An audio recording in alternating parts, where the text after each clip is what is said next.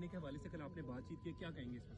یہ عوام کا حق تھا. عوام مہنگائی میں پسے ہوئے ہیں, غریب خاندان بیچارے رول گئے ہیں, ایک وقت کی روٹی کو ترستے ہیں, دوائی نہیں ہے اور علاج کے پیسے نہیں ہیں, کاروبار نوکری نہیں ہے اور مہنگائی آسمانوں سے باتیں کر رہی ہے. تو ہم نے پتھر پر دل پہ پتھر رکھ کر یہ فیصلہ کیا, مگر میں نے ماہانہ 28 ارب روپیہ قومی خزانے سے خرچ کے پاکستان کے ان پسے ہوئے کروڑوں لوگوں کے لیے میں نے یہ سبسڈی دی ہے. انشاءاللہ 2000 روپے مانگا. یوم تکبیر بھی ہے آج, کیا کہیں گے؟ اس وقت آپ پر بڑا عالمی پریشر تھا. میاں نواز شریف نے تمام ترغیبات کو دھمکیاں نہیں دی.